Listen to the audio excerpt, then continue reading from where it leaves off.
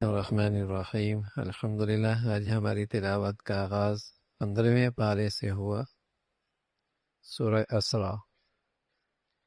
اللہ کے نبی صلی اللہ علیہ وسلم کو ایک معجزہ ملا جو آپ کا وجہ افتخار بھی تھا اور آپ کا بہت بڑا اعزاز بھی تھا کہ مسجد حرام سے رات کے تھوڑے سے حصے میں آپ مسجد اقصی تشریف لے گئے اور پھر معراج ہوا۔ آسمان سے ایک سواری آئی، اس پہ آپ سوار ہوئے اور پھر آپ آسمانوں پہ تشریف لے گئے اور پھر جنت دیکھی، جہنم دیکھی، اللہ کے ہاں سے تحفہ لے کے آئے، اور وہ تحفہ نماز کا تھا۔ اللہ کے نبی کو اللہ نے معراج کرایا، امت کے لیے تحفہ لے کے آئے۔ الصلاۃ معراج المؤمنین، نماز ایمان والوں کا معراج ہے۔ تو یہ اسرا رات کے تھوڑے سے حصے میں آپ مسجد اقصی تشریف لے گئے اور اپنی جسم کے ساتھ تشریف لے گئے، خواب میں نہیں۔ خواب میں تو نہ جانے آپ لوگ بھی کہاں کہاں گھوم کے آ جاتے ہیں۔ اعجاز تو یہی ہے، کمال تو یہی ہے، اور آپ کا اعزاز تو یہی ہے کہ آپ اس جسم کے ساتھ اللہ کی قدرت کے ساتھ تھوڑے سے حصے میں آپ مسجد اقصی گئے۔ شام اور فلسطین کا ایک علاقہ تھا مسجد اقصی، جس کی تعمیر سب سے پہلے حضرت سلیمان علیہ السلام نے فرمائی۔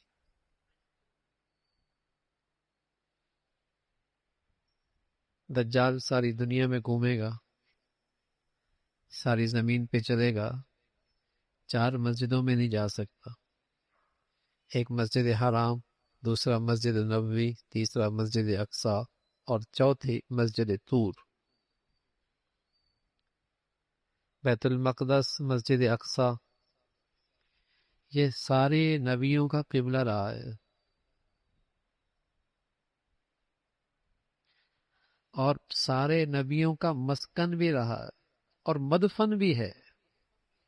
ایک اللہ کے نبی مکہ تشریف لائے، باقی تو ساری اسی علاقے میں آئے۔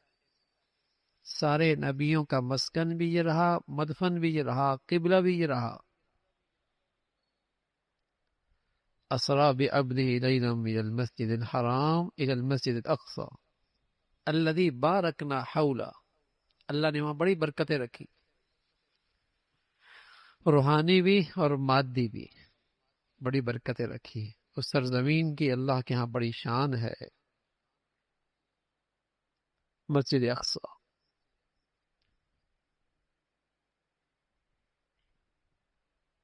لیکن آج وہاں کیا ہو رہا ہے اور مسلمانوں کو اس کی کتنی فکر ہے؟ سارے نبیوں کا قبلہ ہے اور خود ہمارے نبی کا بھی قبلہ اول رہا ہے۔ وہ یہودی لاکھوں میں ہے، دوسری طرف مسلمان پوری دنیا میں کروڑوں اور اربوں میں ہے، لیکن بے بس ہے۔ طاقت ایمان کی تھی جو ہے نہیں۔ مسلمان ہمیشہ جب جیت ہوتی ہے اس کی تو ایمان کی وجہ سے ہے، وہ تو دنیا پرستی کی وجہ سے اس کی تو حقیقت ختم ہوتی جا رہی۔ مسلمان ہے آج دنیا میں، اسلام نہیں ہے۔ قرآن کے نقوش ہیں، قرآن کی زندگی نہیں ہے۔ سچے نبی نے سچ فرمایا کہ ایک وقت آئے گا کہ سرکاری کاغذوں میں اور مردم شماری میں اور لوگوں کی زبانوں میں تو مسلمان ہوگا، لیکن اس کی زندگی میں اسلام نہیں ہوگا۔ قرآن کے نقوش تو ہوں گے لیکن اس کی زندگی کہیں نظر نہیں آئے گی۔ تو یہ اللہ کے نبی صلی اللہ علیہ وسلم کو خاص معجزہ عطا فرمایا۔ حضرت صدیق اکبر رضی اللہ عنہ کے پاس اس وقت کا عقل پرست ابو جہل، ہر چیز کو عقل کے پیمانے پہ تولتے ہیں، جیسے آج بھی بہت ساری عقل کی مخلوق موجود ہے۔ 2 دین کے بعد ان کے عقل پہ نہیں آتی، اس کا انکار کر دیتے ہیں۔ یہ کیسے ہو سکتا ہے جی، یہ کیسے ممکن ہے، اس کی لوجک کیا ہے؟ تو اس زمانے کا ابو جہل، جس کا نام ابو الحکم بھی تھا، اپنے آپ کو فیصلوں کا باپ کہتا تھا قرآن، لیکن مسلمانوں کیا مشہور ہو گیا، جہالت کا باپ ہے ابو جہل۔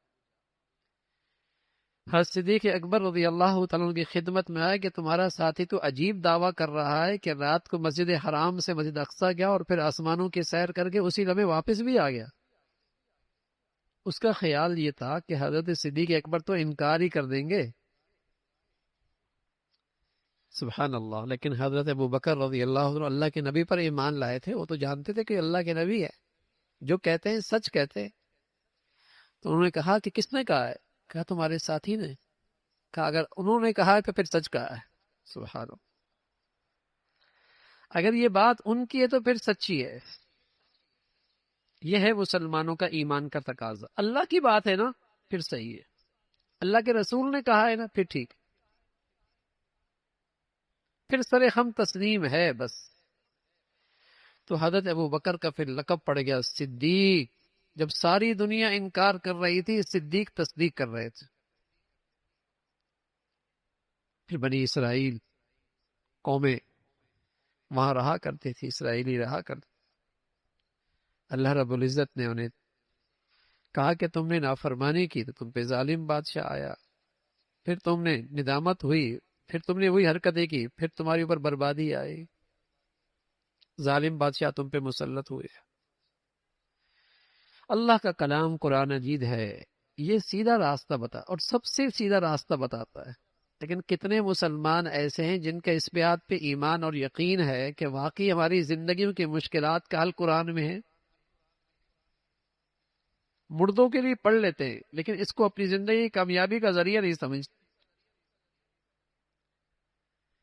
سب سے سیدھا راستہ زندگی کا قرآن بتاتا۔ پھر آخرت کا تذکرہ ہے، نامہ اعمال ہاتھ میں دیا جائے گا، نامہ اعمال کے بارے میں کہا جائے گا پڑھو اس کو۔ فرمایا جن کا مقصد دنیا ہے اور دنیا کی خاطر جی جاتے ہیں، آخرت میں ان کے لیے جہنم ہے، اور جن کی زندگی کا مقصد آخرت ہے، اللہ رب العزت ان کی محنت کی بڑی قدردانی فرمائیں گے، ان کی بڑی قدر ہوگی، اللہ بڑے قدردان ہیں۔ اللہ تعالیٰ نے اپنا حق بتایا اور ساتھ ساتھ والدین کے حقوق بتائے۔ والدین کا احترام فرض ہے، والدین کا ادب فرض ہے، والدین کی خدمت فرض ہے، اور خاص طور پہ جب وہ بڑھاپے میں آ جائیں تو ان کو تمہاری خدمت کی بہت ضرورت ہے، اور بس اوقات وہ اعصاب کے لحاظ سے کمزور ہو جاتے ہیں، زبان کے لحاظ سے تیز ہو جاتے ہیں، اعصاب کے لحاظ سے کمزور ہو جاتے ہیں، زبان کے تیز ہو جاتے ہیں۔ ایسے موقع پہ اولاد سے کہا تم صبر سے کام لو، تحمل سے کام لو، برداشت سے کام لو، کوئی ایسی بات نہ کہو، ایسا رویہ نہ اختیار کرو جو ان کے لیے تکلیف کا باعث بنے، اور یہ ساری خدمت بھی کرتے رہو تب بھی ماں باپ کی خدمت کا حق ادا نہیں ہو سکتا۔ اللہ سے فریاد کرو، اے اللہ تو ان کے بڑھاپے پہ رحم فرما، جیسے انہوں نے میرے بچپن پہ اور میری پیدائش کے موقع پہ اور میری اس معصوم عمر میں مجھ پہ رحم اور شفقت کیا، تو ان کے بڑھاپے پہ رحم فرما دے۔ ایک سچے مسلمان کی زندگی کا فرض ہے اپنے والدین کی قدر کرے اور ان کی دعائیں لے، ان کی دعائیں لے۔ بہت سارے گناہ ایسے ہیں جن کی سزا آخرت میں ہوتی ہے، لیکن والدین پہ ظلم ڈھانے والا سزا دنیا کے اندر بھی پاتا ہے۔ والدین پہ ظلم اور زیادتی کرنے والے کی سزا اس دنیا میں بھی ہوتی ہے۔ پھر بتایا کہ خرچ کرو لیکن تبذیر نہ کرو، اسراف نہ کرو۔ دو چیزیں ہوتی ہیں، ایک اسراف ہوتا ہے، ایک تبذیر ہوتا ہے۔ اسراف کہتے ہیں جتنا خرچ کرنا چاہیے تھا اس سے زیادہ خرچ کیا، یہ بھی بری بات ہے۔ دوسرا ہے تبذیر، تبذیر کہتے ہیں شیطان کا بھائی ہے۔ تبذیر ایسے ہے کہ گناہوں میں خرچ کیا، جہاں خرچ کرنا ہی نہیں تھا وہاں بھی اللہ کی دی ہوئی نعمت دولت وہاں خرچ کر رہا، یہ شیطانی کام ہے۔ فرمایا اللہ کے راستے میں خرچ کرو لیکن اتنا بھی نہیں کہ خود محتاج بن جاؤ۔ اور پھر بہت ساری ہدایات دی اپنی اولاد کو، اس خیال سے کہ کھانا کہاں سے کھائیں گے، قتل مت کرو۔ اس زمانے میں اولاد کے بارے میں یہ تاثر تھا، خاص طور پہ بیٹیوں کے بارے میں، کہ یہ بوجھ بن جائیں گی۔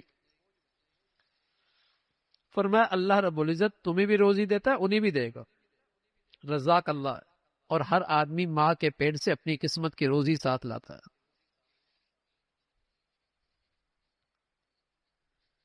فرمایا زنا کے قریب ہی مت جاؤ، زنا کرنا تو دور کی بات ہے، ولا تقربوا الزنا، زنا کے قریب بھی مت جاؤ۔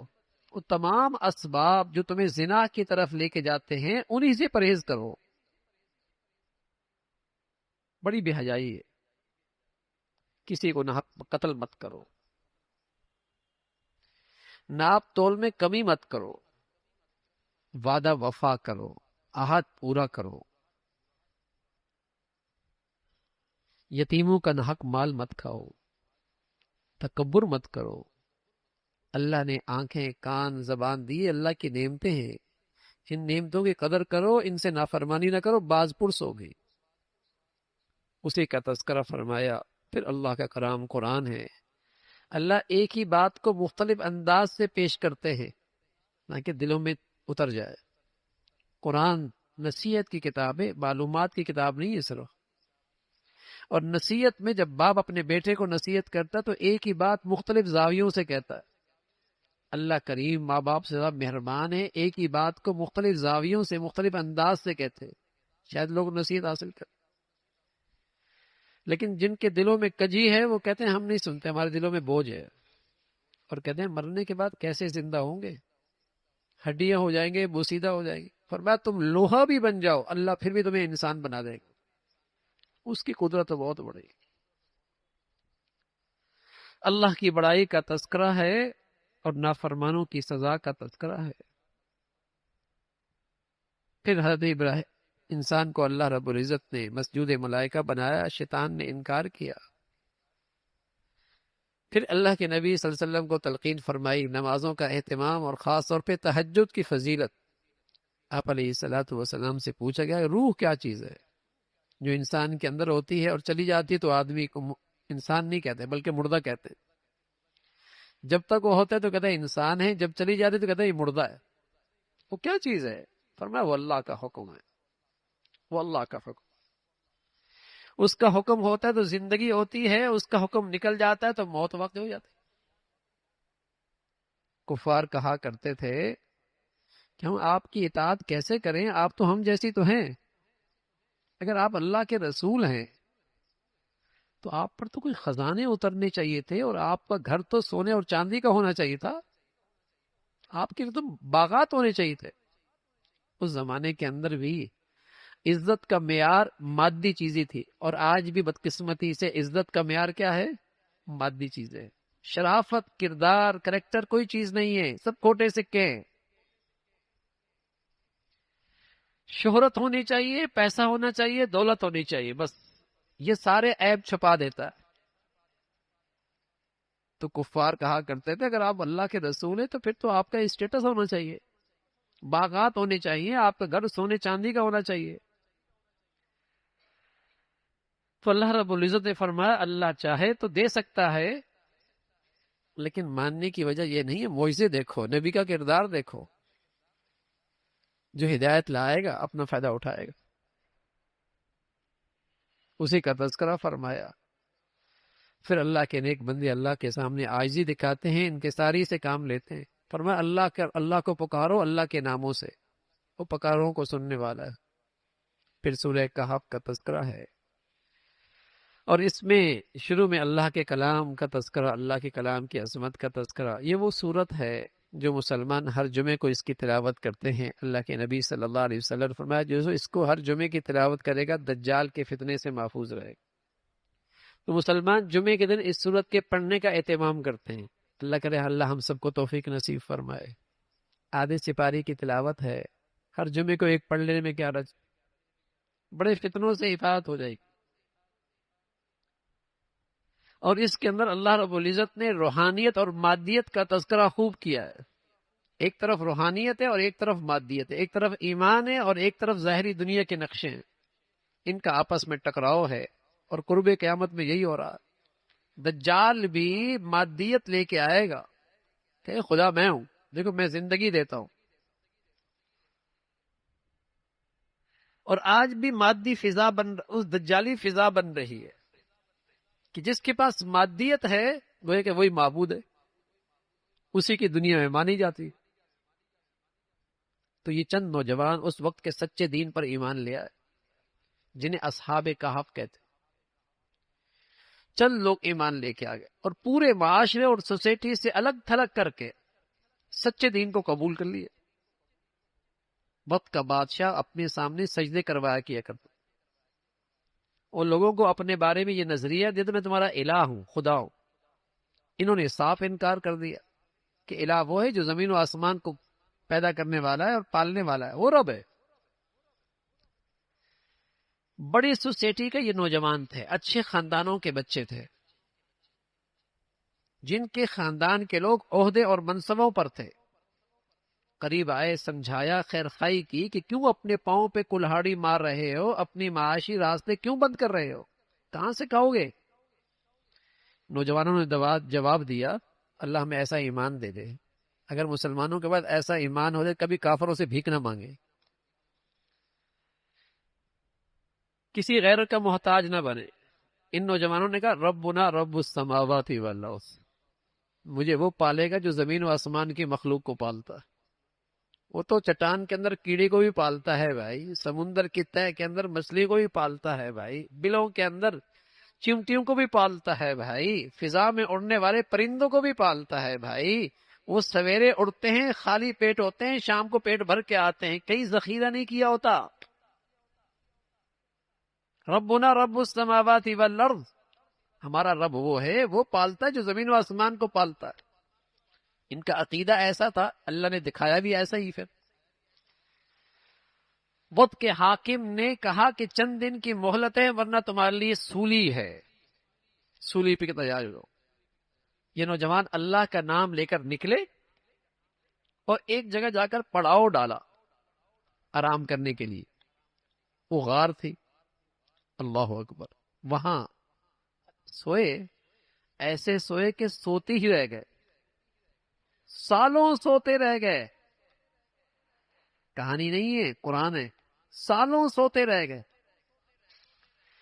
اور اللہ کریم کہہ رہا ہے کہ میں نے سورج کو حکم دے دیا، چاند کو حکم دے دیا کہ میرے پیارے ہیں، اپنی کرنیں ڈالتے رہنا، اس لیے کہ سورج چاند کی روشنی زندگی کے لیے ضروری ہوتی۔ اللہ کی مخلوق ہے، ہوا کو حکم دے دیا میرے پیارے سوئے ہیں، روشنی ڈالتے جانا۔ اور اللہ کریم کہہ رہا ہے وَنُقَلِّبُ، میں ان کو کروٹیں دیتا تھا، کبھی دائیں کروٹ پہ کبھی بائیں کروٹ پہ۔ سالہ حال سولتے رہے، نہ پانی کی ضرورت پڑی، نہ پیاس، نہ کھانے کی ضرورت پڑی۔ پھر ان کی آنکھ کھلی، اللہ اپنی قدرت دکھانا چاہتے تھے۔ آپس میں بات کرنے لگے، کتنی دیر سوئے ہو؟ کسی نے کہا آدھا دن، کسی نے کہا ایک دن، اور سالہ سال سوئے ہوئی ہے۔ ان میں سے بعضوں نے کہا یار مقصد کی بات کرو بھائی، بے مقصد باتوں میں بحث مت کرو، کتنا سوئے، مقصد کی بات کرو۔ اللہ کی شان، بھوک بھی لگ گئی۔ جب بھوک لگی تو انہوں نے کہا کسی کو بازار بھیجو کھانا لے کے آئے، لیکن خیال کر کے آئے کہ ایسے آدمی کے پاس کھانا لے کے آئے جو پاکیزہ اور کھانا صاف ستھرا ہو اور حلال ہو، اس لیے کہ لقمہ حرام سے ساری روحانیت منٹوں میں زیرو ہو جاتی ہے۔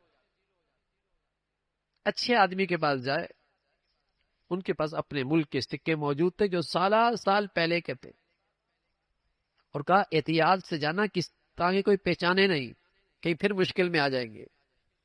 اللہ کی شان، جب یہ گیا اور جب وہاں سکے سامنے رکھے کھانا طلب کیا تو اس نے کہا میاں کھرے سکے لاؤ، کھوٹے سکے لے کے آئے ہو؟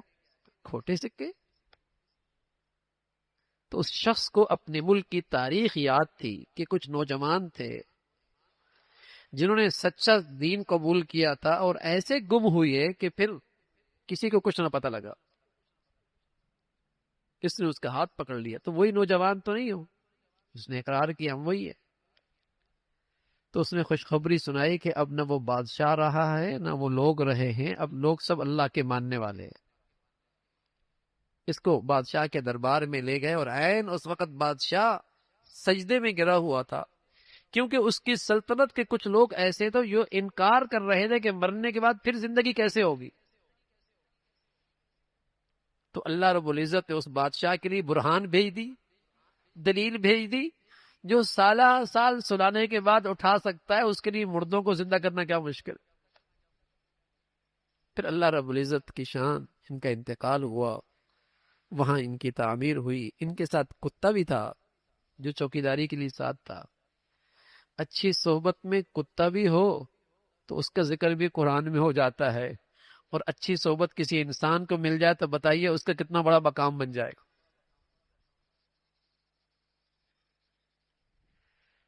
اور پھر مسلمانوں کو تلقین فرمائے اپنے حبیب کے واسطے سے، جب بھی کوئی کام کرنا ہو تو یوں کہا کرو انشاءاللہ۔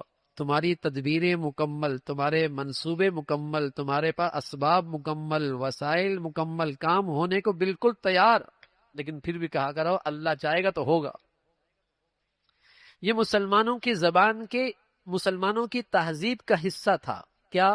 ماشاءاللہ، انشاءاللہ، الحمدللہ، اللہ اکبر، سبحان اللہ۔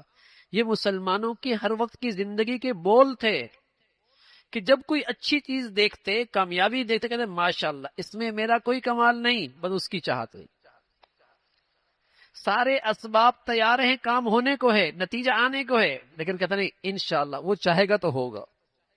گویا کہ ان الفاظ سے مسلمان اپنے عقیدے کا اظہار کیا کرتا تھا کہ ان مادی نقشوں سے تب نتیجہ ملے گا جب اللہ چاہے، اور ان مادی نقشوں سے جو مجھے کامیابی نظر آ رہی ہے، حقیقت میں اللہ کی چاہنے سے ہو رہی ہے۔ ہر وقت مسلمان اپنے عقیدے کا اظہار کیا کرتا تھا۔ اب تو کہتا نہیں میری کمال ہے اور میں بڑا سمجھدار ہوں، میں بہت دیر ہوشیار ہوں، ہاں، اور پھر حال بھی دیکھ لے کیا ہے۔ تو ان الفاظ سے مسلمان اپنے عقیدے کا اظہار کیا کرتا، انشاءاللہ، ماشاءاللہ۔ اب تو ہماری نسل کو یہ الفاظ آتے ہی نہیں ہے، نئی نسل کو نہیں آتے، سننے بھی نہیں آتے۔ تو اسی کی تلقین فرمائی کہ اللہ کی طرف اپنی کام کو سپرد کیا کرو کہ وہ چاہے گا تو ہوگا، نہ چاہے گا تو نہیں ہوگا، اس کا تذکرہ فرمایا۔ اور پھر فرمایا کہ ایک دو قسم کے لوگ تھے، دو دوست تھے، ایک ایمان نہیں رکھتا تھا، ایک ایمان والا تھا۔ اللہ کی شان، جس کے پاس ایمان نہیں تھا اس کے باغات تھے، اور باغات میں نہریں تھیں، اور شاندار قسم کی فصل تھی، اور اعلیٰ قسم کا پھل موجود تھا۔ اس کے دوسرے ساتھی نے اسے کہا کہ اللہ کی طرف رجوع کرو، اس لیے کہ یہ سب اللہ کی طرف سے ہے، تم اللہ کو ان نعمتوں میں رہ کر بھولو نہیں۔ لیکن تکبر، غرور، بس اوقات کچھ زیادہ ہی مل جائے تو آدمی اپنے اوقات کو بھول جاتا، اپنی اصلیت کو بھول جاتا ہے کہ جو ذات دیتی ہے وہ لیتی بھی ہے، جو ذات دے سکتی ہے وہ لے بھی سکتی ہے۔ اس نے غرور کیا اور تکبر کیا اور کہنے لگا اگر مرا بھی نا، مرنے کے بعد ہی مجھے یہ سب کچھ ملے گا۔ اللہ کی شان، باغ میں گیا تو چٹیل میدان، کچھ نہیں بچا۔ اس کے دوست نے کہا میں نہیں کہا تھا کہ اللہ کی طرف رجوع کرو، وہ دیتا بھی ہے تو لیتا بھی ہے۔ پھر انسانی زندگی کی مثال دی۔ انسان کی مثال ایسی ہے جیسے بارش ہو تو زمین پہ کھیتی ہوتی ہے، اور پھر کھیتی پروان چڑھتی ہے، اور پھر اس کے اندر وہ زرد ہو جاتی ہے، اور پھر کاشتکار اسے کاٹ دیتا ہے، اور کاٹنے کے بعد اس کے دانے اور اس کا بھوسا الگ کر دیتا ہے، اور ایک وقت آتا ہے کہ پتہ ہی نہیں لگتا کہ اس زمین پر کیا ہوا تھا، نام و نشانی ختم ہو جاتا ہے۔ فرمایا انسان بھی ایسا ہی آیا، بڑا ہوا، جوان ہوا، بوڑھا ہوا، زندگی ختم ہوئی، ایک دن لوگوں کے دماغوں سے، لوگوں کی زبان سے اوجھل ہو جاتا، کون تھا میاں، غائب ہو گیا۔ ابو درداء رضی اللہ تعالیٰ نے ایک دن دمشق کی جامع مسجد میں ممبر پہ آ کے بیٹھے اور کہنے لگے لوگو، میں تمہارا خیرخواہ اور ہمدرد بھائی ہوں، اور مجھے اپنا خیرخواہ اور ہمدرد بھائی سمجھو، اور میری بات سنو، میری بات سنو، میری بات سنو۔ کیسے کیسے لوگ دنیا میں آئے اور کیسے کیسے محلات بنائے، اور انہوں نے اپنی بھی عیش و عشرت کے کیسے نقشے بنائے، اور کیا لمبی پلاننگ اور منصوبے ان کے تھے، بتائیے آج کہاں ہیں وہ؟ ابو درداء فرمانے لگے میں تمہارا ہمدرد خیرخواہ بھائی ہوں، میری بات سنو، کہ کیسے کیسے لوگ اس دنیا میں آئے اور کیسے کیسے محلات بنائے اور کیسی کیسی تعمیرات کے اندر اپنا فن دکھایا اور کیسے کیسے عیش و عشرت کے نقشے بنائے، اور کیا لمبی پلاننگ ہوا کرتی تھی ان کی، بتاؤ آج کہاں ہے وہ؟ میاں کتنی امیدیں، لمبی لمبی امیدیں بناؤ گے، قبر کی مٹی تو انتظار میں ہے۔ تو یہ انسان کی زندگی ہے، یہ انسان کی زندگی، اور اللہ کی بارگاہ میں جب جائے گا تو نام اعمال ساتھ لے کے جائے گا، تو کہا جائے گا یہ کیا ہے؟ وہاں کہے گا ما لہذا الکتاب لا یغادر صغیرہ ولا کبیرہ الا احصاها، اس نامہ اعمال کا کیا ہوا؟ اس نے تو کچھ بھی نہیں چھوڑا، سبھی لکھا اور موجود ہے، کچھ بھی نہیں چھوڑا۔ انصاف کا فیصلہ ہو۔ تو اسی کا تذکرہ فرمایا۔ پھر حضرت موسیٰ علیہ السلام، حضرت خضر علیہ السلام کا واقعہ ہے۔ حضرت خضر کے پاس تکوینی علم تھا، حضرت موسیٰ علیہ السلام کے پاس شریعت کا علم تھا۔ لوگوں نے پوچھا موسیٰ علیہ السلام سے، آپ سے بڑا کوئی عالم کوئی؟ فرمایا سب سے بڑا عالم میں ہوں۔ تو اللہ رب العزت نے رہنمائی فرمائی کہ ایک آدمی ایسا بھی ہے جس کے پاس وہ علم ہے جو تیرے پاس نہیں، جا اس سے ملاقات کر، کچھ عرصے اس کی صحبت میں رہے۔ موسیٰ علیہ السلام ان کے پاس گئے، وہ سمندر کے کنارے پہ تھے، کشتی پہ بیٹھے۔ پہلے تو وہ ساتھ لے کے چلنے کے لیے تیار نہیں تھے، بہت اصرار کیا تو انہوں نے شرائط مقرر کی کہ ساتھ چلنا ہے تو صبر کرنا ہوگا، بولنا نہیں ہوگا، میری بات پہ نکیر نہیں کرنی ہوگی، خاموش رہنا ہوگا۔ موسیٰ علیہ السلام بھی سمجھے کہ اتنے بڑے بڑے بزرگ ہیں، اللہ نے مجھے ان کے ساتھ ان کے پاس بھیجا ہے تو یہ کوئی غلط تو کریں گے نہیں۔ کہا میں صبر کروں گا، کچھ انکار نہیں کروں گا، کچھ نہیں بولوں گا۔ اب یہ چل پڑے۔ فانطلقا حتی اذا رکبا، پہلے تو کشتی پہ کوئی سوار ہی نہیں کر رہا تھا، ایک نوجوان آیا، اس نے سوار کر دیا۔ اب یہ دونوں سوار ہو گئے۔ اب جب کشتی آگے گئی تو انہوں نے کشتی کا ایک تختہ نکال دیا۔ اب خضر نے، موسیٰ علیہ السلام فرمانے لگے بھائی پہلے تو کوئی سواری نہیں کر رہا تھا، اس نے احسان کیا ہے اور آپ نے اس کا نقصان کر دیا۔ جو شریعت کا عالم ہوتا ہے وہ کسی منکر کو دیکھے جو شریعت کے خلاف ہے تو نکیر تو ضرور کرے گا۔ موسیٰ علیہ السلام نے نکیر کی، لیکن انہیں کیا پتا تھا کہ خضر کے پاس تو ایک اور علم ہے، تکوینی علم ہے جو اللہ براہ راست دے رہے ہیں۔ کہانی تھا کہ بولنا نہیں، کہا معاف کر دو، غلطی ہو گئی، میری معذرت قبول کر لو۔ آگے نکلے تو ایک بچہ نکلا، کھیل رہے تھے، اس بچے کو پکڑا اور اس کی گردن جسم سے الگ کر دی۔ اب موسیٰ علیہ السلام عالم شریعت ہیں، شریعت کے عالم ہیں، کیسے ان کا خاموش رہ سکتے؟ بچہ معصوم، کوئی خطا نہیں، اور آپ نے اس کی گردن جسم سے الگ کر دی۔ کہا پھر بول پڑے؟ کہا آخری مہلت دے دے، اب نہیں بولوں گا، اب نہیں بولوں گا۔ تو انشاءاللہ اگلی بات 16ویں پارے میں۔ سبحانک اللہم و بحمدک، نشہد ان لا الہ الا اللہ، نستغفرک و نتوب الیک۔